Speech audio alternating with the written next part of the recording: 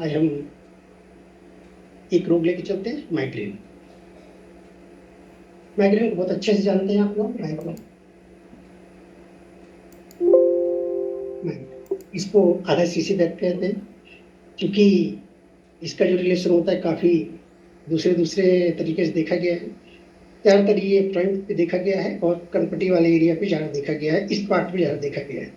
एक साइड होने माइग्रेन कहते हैं। इसके कई कारण है, पैथोलॉजिकल भी बहुत सारे कारण देखने को मिलते हैं कि ब्रेन और जो स्कल जो होता है उसके बीच की एक मेम्ब्रेन होती है जिसका नाम है ड्यूरा, उसमें स्वेलिंग, इन्फ्लेमेटरी कंडीशन हो सकती है, स्वेलिंग वगैरह हो सकती है। उस कंडीशन में इसका प्रकोप ज़्यादातर देखा गया है। अनबैलेंस हो रहे होते हैं, वो भी एक मेन जो इफेक्ट इसमें माना गया है। दूसरी चीज़ देखने को मिलता है कि कई ऐसे इंडिविजुअल फैक्टर सामने आते हैं, जैसे कि डाइजेस्टिव फैक्टर हो सकते हैं, मेटाबॉलिक फैक्टर हो सकते हैं। इसके अलावा इंडोक्राइन सिस्टम का अनबैलेंस होना, वीक होना, एस्ट्रोजन जैसे जो हार्मोन्स होते हैं, है कि नहीं, ये इसकी इसकी जो वीकनेस या कमी हो जाना, ऐसे भी देखा गया है। इसके अलावा ऐसे बहुत सारे फैक्टर इसमें सम्मिलित हो जाते हैं, जो कि हम आए दिन इस पर आमना सामना होते रहता है। जैसे कि और भी बहुत सारे फैक्टर कई अलग अलग पार्ट में देखा गया है। मेनली एक साइड होने वाला दर्द होता है, इसको अध कपारी भी कहा जाता है। ये देखा गया है और दोनों में अलग अलग टाइप का देखा गया। हालांकि दर्द तो एक साइड देखने को मिलता है, इसमें स्ट्रेस के साथ दर्द होता है, जबकि सिर का जो दर्द होता है, कॉमन जो दर्द होता है, सिम्टम्स के या किसी रोग के द्वारा क्रिएट होने वाला दर्द होता है, वो किसी दूसरे ऑर्गन की कैपेसिटी या वीकनेस के ऊपर डिपेंड करता है। इस तरीके से भी देखने को मिल सकता है। ज़्यादातर सिम्टम्स में मन की स्थिति भी इसमें एक सम्मिलित होती है। आंखों में धुंधलापन, या यूँ कहें कि जो आंखें जो चमकने वाली स्थिति जो रहती है, या धुआं धुआं से महसूस होना, या धुंधला सा नजर आना, इस तरीके से भी देखने को मिलता है सिम्टम्स में। इसके अलावा सर दर्द में ये माइग्रेन जो होता है, स्ट्रेस के साथ पेन होने वाला एक दर्द होता है और जकड़न सी महसूस होती है इसमें।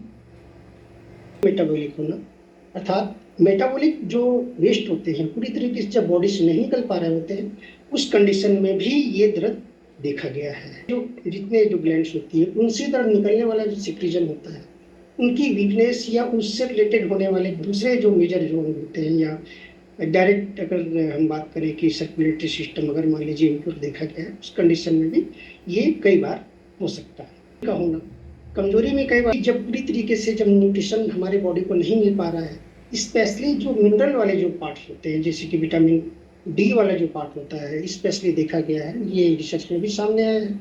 कई बार विटामिन डी या आयरन की डिफिशियंसी, ऐसे रोग, ऐसे जो न्यूट्रिशनल फैक्टर्स हैं जिनकी कमी के कारण ये रोग क्रिएट होते देखे गए हैं, जिसके कारण जैसे जो हार्मोन्स होते हैं, तो उसमें भी वीकनेस या उसकी जब कमी होने लगती है बॉडी में महिलाओं में, उस कंडीशन में भी देखा गया है। ये स्टार्टिंग जब होता क्या है कि जो होते हैं, ये भी एक सिम्टम्स माना जा सकता है, या क्रिएटिविटी के रूप में इसको सामने लिया जाता है, कॉसेस के रूप में, कि जब भी एमसी जो होता है, स्टार्टिंग एमसी जब यंग एज की जो लड़कियों में शुरू हो रहा होता है, उस कंडीशन में भी जब हार्मोन्स का जब अनबैलेंस हो रहा होता है बॉडी में, उस समय ये सडन देखा गया है, उस होने लगता है। इस प्रकार से कई न्यूट्रिशन, विटामिन वगैरह या मिनरल्स की, B12 की, आयरन की, ऐसी डिफिशियंसी वगैरह देखा गया है। मेटाबॉलिक वीकनेस देखा गया है। वेस्ट जो प्रोडक्ट है वो बाहर पूरी तरीके से नहीं निकल पा रहे हैं। कई बार मेटाबॉलिक जो वेस्ट होते हैं वो पूरी तरीके से जब इंडोक्राइन जब अनबैलेंस में इंडोक्राइन सिस्टम जब अनबैलेंस होने लगता है तो हार्मोनल जो रहती है बॉडी, हार्मोन जो रहते हैं बॉडी के, वो भी अनबैलेंस होने लगते हैं। ऐसे समय में जब इंडोक्राइन सिस्टम जब वीक होने लगे, या हैवी या ज़्यादा वर्क करने लगे, या ज़्यादा सिक्रीजन करने लगे, तो बॉडी पूरी तरीके से वीक होने लगती है। इसमें शामिल होते हैं प्रिकॉशन भी बहुत मायने रखता है इसमें, ये खैर देखेंगे। इसके साथ साथ फैक्टर का इसमें ऐड होना देखा गया है। इन्वायरमेंटल फैक्टर कितना इसमें सम्मिलित होता है, इसमें जो न्यूट्रिशनल जो होता है, जो हम इन्वायरमेंटल से जो न्यूट्रिशन ले रहे हैं नेचर से, खान पान चूँकि शुद्ध शाकाहारी लें, और कई और हैवी जो ऑयली फूड्स जो लेते हैं, ड्राई फूड्स जो लेते हैं, उनमें ये भी बहुत अधिक देखने को मिलता है। स्पेशली कई बार ये भी देखने को मिलता है कि पानी जो कम पीते हैं उनमें भी ये कॉमन देखने को मिलता है, या न्यूरो से रिलेटेड जो वीकनेस देखी गई है उसमें भी कभी कभी ये देखा गया है। सेवन कम करना या न्यूट्रिशन से संबंधित किसी पिल्स का सहारा लेना, इस तरीके से भी बहुत सारे फैक्टर इसमें शामिल होते दिखाई देते हैं। ज़्यादातर देखा गया है कि जो लोग कम करते हैं, स्पेशली ये यंग एज में होने वाली समस्या है, स्टार्टिंग से ही ज़्यादा देखने को मिलती है। हालांकि ये एज के किसी भी फैक्टर में इसका प्रकोप दिखाई दे सकता है, लेकिन ज़्यादातर ये स्टार्टिंग से होता है, यंग एज से शुरू होता है, देखा गया है। और कई बार ये भी देखने को मिलता है कि 4 या 5 साल से भी इसका प्रकोप देखा गया है, या कम उम्र से भी इसका प्रकोप देखा गया है। हालांकि ऐसा कम देखने को मिलता है, लेकिन कभी कभी देखने को ओबेसिटी का भी इसमें एक बहुत बड़ा महत्व होता है। इसके अलावा एमसी जो डिसऑर्डर्स होते हैं, एमसी में जैसे मेट्रोरेजिया जैसी समस्या है, उस कंडीशन में डिस्मेनोरिया जैसी समस्या है, उस कंडीशन में भी।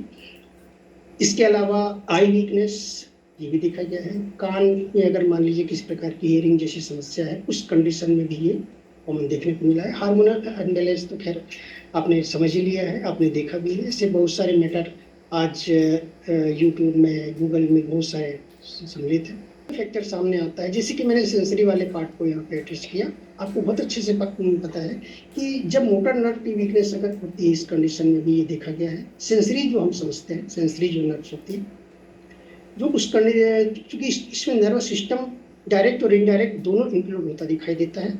और इस तरीके से हम जो इलेक्ट्रोहोम्योपैथी में जो सिम्टम ट्रीटमेंट लेते हैं, वो डायरेक्ट टेस्ट करने में हम सहायक हो सकते हैं। जो आप करा रहे हैं वो काफ़ी यूजफुल हो सकते हैं, जैसे कि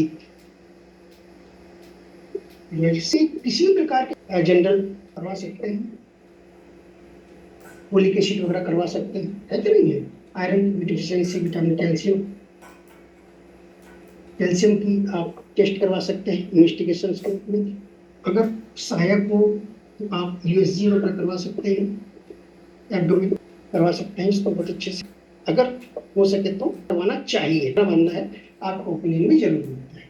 इसके अलावा आंखों के जो टेस्ट है वो भी आप करवा लेंगे, क्योंकि जनरल बातें सामने आती है। बहुत सारे ऐसे स्वभाव जो जिनका चिड़चिड़ा होता है उस कंडीशन में, क्योंकि इसके सिम्टम्स में ये एक ऐसे बहुत सारे फैक्टर शामिल होते हैं। ब्लड की इम्प्योरिटी के दौरान ये देखा गया है। और दूसरी चीज आपने क्या देखा कि इसमें जब किसी प्रकार की एलर्जी जब होती है बॉडी में, उस कंडीशन में भी ये सम्मिलित होते दिखाई देता है।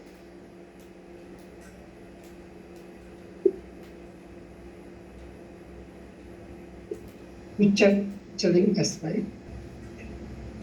वाली डेसिमल में अगर आप चल रहे हैं तो D7 से आप आगे जा सकते हैं 5। अगर इसमें जाएंगे तो 5 ड्रॉप, अगर इसमें जाएंगे तो कॉमन 8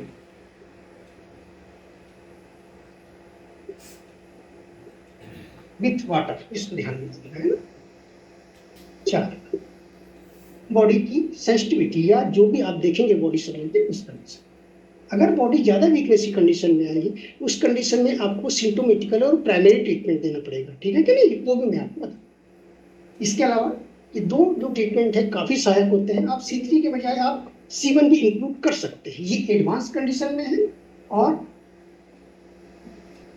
तो ये एडवांस कंडीशन में आप C3 ऐड करेंगे और प्राइमरी कंडीशन में C1 करेंगे, जो कॉमन सेलेक्टेड है। आप मेल फीमेल दोनों में दे सकते हैं, एज फैक्टर मायने नहीं रखता इसमें, दोनों में दे सकते हैं। इसका 1 W। अगर मान लीजिए स्ट्रेस के साथ पेन करें, ऐसे समय में आप क्या कीजिएगा, मैं छोटी सी पहले इसको कंप्लीट कर देता हूँ।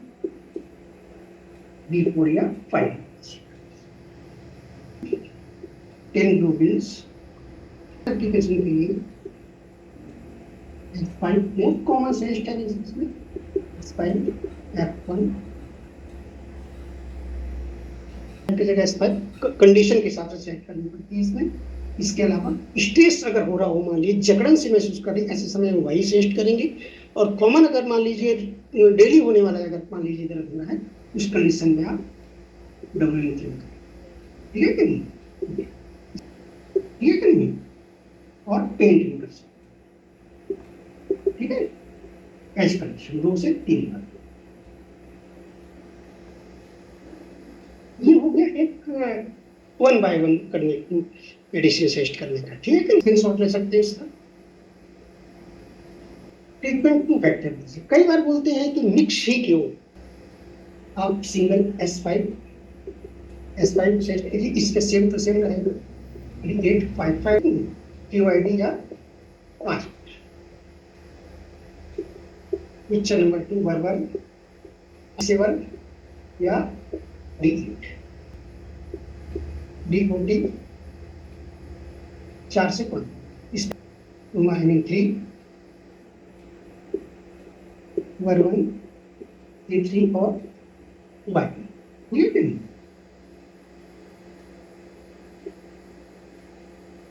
मैक्सिमम D6 में दीजिए।